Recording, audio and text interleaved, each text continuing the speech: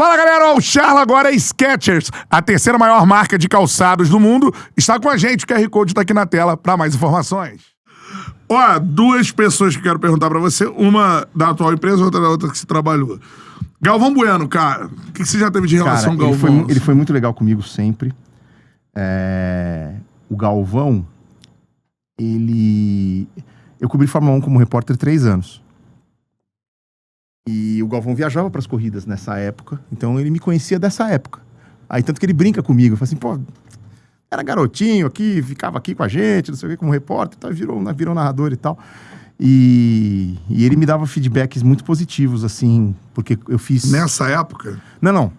Depois? Depois que eu entrei na Globo, eu fiz pilotos de Fórmula 1, pilotos de automobilismo, assim. Piloto, explicando pra galera, né? É uma transmissão que você faz... Teste. Como qualquer outra, só que ela não vai pro ar. Ela tem todos os elementos como se ela fosse pro ar. Só que ela não vai. Para as pessoas analisarem. Para as pessoas analisarem. E aí, depois que eu fiz alguns pilotos e aprovaram, me puseram para narrar um final de semana de treinos do GP da Espanha, em 2020. E quando terminaram esses treinos, o Galvão me ligou para falar, cara, mandou muito bem, fez lição de casa, bem aproveitado. Ele te ligou, cara? Ele tava vendo, né? Legal. Ele deu um feedback super positivo. E aí, semanas depois, eu estreiei na Globo fazendo Fórmula 1. Eu tinha feito só Sport TV até então. Minha primeira transmissão na Globo foi uma corrida de Fórmula 1, em setembro de 2020. Pô, mas acho legal falar isso assim, porque o Galvão é uma personalidade complexa. O documentário do Globoplay mostra bem isso e tudo mais. Mas tem a gente tem uma história aqui muito fora do Escobar, né? Do Alex Escobar com ele e tal. Do Sai de Bangu, né? Ele tem recebido um aumento. E ele faz... Quando ele gosta, parece assim, ele é um cara muito generoso, né? Ele foi muito... Eu vi o documentário também, tem as histórias e tudo, mas comigo, que ele sempre foi super, super legal, foi super generoso. Eu tenho muita gratidão ao Galvão, sabe? Pô, muito Uma fera. lenda, né? Uma lenda. E outro que a gente quer um dia trocar ideia aqui no ar, e também pra saber, você falou que ele te viu narrando e tudo mais. José Trajano, cara. Cara, o Trajano, eu sou muito grato a ele, muito, porque ele apostou em mim quando ninguém sabia se ia dar certo ou não. Tu sabe por que ele apostou? Hã? Já perguntou pra ele? O que você viu aí? Não sei. É assim, tem uma história engraçada, tem até um bastidor curioso. Acho que esse aqui eu nunca contei. Eu sempre sonhei em ser narrador e tudo, e eu contei pra vocês aqui, quando eu comecei a produzir o programa do Flávio Prado, quem fazia os boletins de futebol da Holanda era o Paulo Vinícius Coelho. Então eu conheço o PVC desde 97. E as pessoas que me conhecem, me viram crescer profissionalmente, sempre souberam do meu desejo de ser narrador. Nunca escondi de ninguém. Aí em 2004, eu fui para a ESPN em outubro de 2005. Em 2004, pintou uma possibilidade da ESPN precisar de narrador freelancer para os Jogos Olímpicos de Atenas. Porque ia ter 2 canais, a ESPN tinha um só, ia ter 2 canais, talvez precisasse de mais gente e tal. E aí o PVC descolou um teste para mim, na ESPN. E me disse, falou, vamos fazer um teste, porque pode ser que precise de narrador pra Olimpíada, papapá. Falei, tá bom. Eu chego lá, na minha cabeça, vou narrar atletismo, natação, vôlei, boxe, judô. Era um jogo do Real Madrid. Com o PVC de comentarista. Aí eu pensei só comigo, falei, cara, por que os caras querem um narrador pra Olimpíada e estão me fazendo um teste pra ver se eu sirvo pra Olimpíada com o jogo do Real Madrid? Né? Mas falei, foi o que tinha, fui lá e fiz e tal.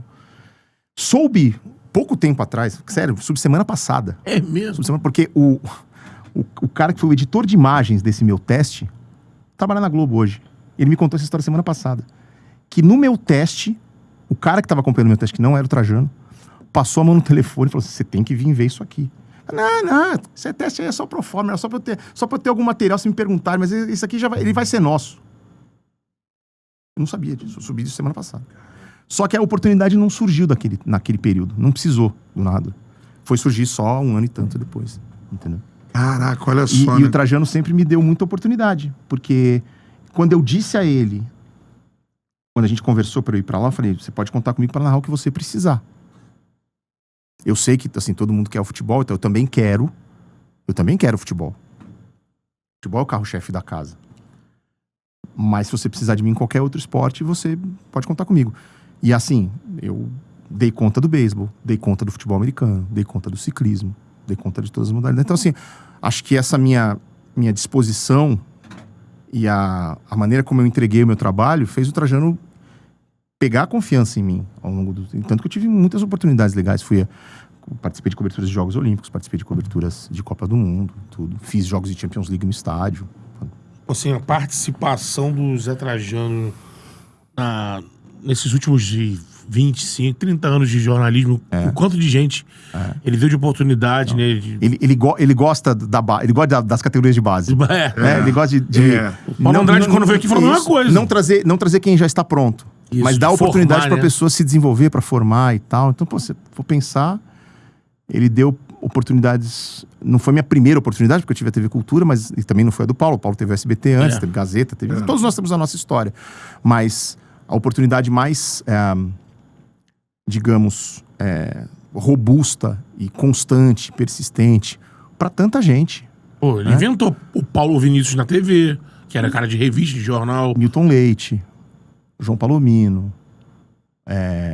O Amigão já tinha uma história em rádio, mas em televisão surgiu na ESPN, a dupla com o Antero, que então o Antero também era de jornal. Exatamente. Mas se você for pensar, todo mundo que passou pela ESPN até 2012, quem inventou foi o Trajano. O Mauro também era de jornal, talvez. de revista. O Luiz Roberto. A TV, né? O Luiz Roberto Casagrande. Casagrande. O Casagrande era comentarista da ESPN. O Pedro Bassana, repórter da ESPN. Bassana. O Luiz olha Roberto. isso. Entendeu? Assim, pô, essa galera... Como é fundamental um cara desse. De 95, visão, né? de 95 até 2012, foram aí 17 anos em que o Trajano, botou muita gente pro jogo. Muita gente no mercado. E eu, entre eles, sou muito grato ao Trajano. E fiz questão de, quando pintou o convite da Globo, de que ele soubesse por mim, né? De que ele não soubesse por vocês da imprensa. Sim. Né? Fui na casa dele, levei um vinho e falei, preciso te contar uma coisa. Caraca, foi assim, Foi. Eu voltei de viagem, de um Super Bowl, e aí fui lá na casa dele pra falar com ele.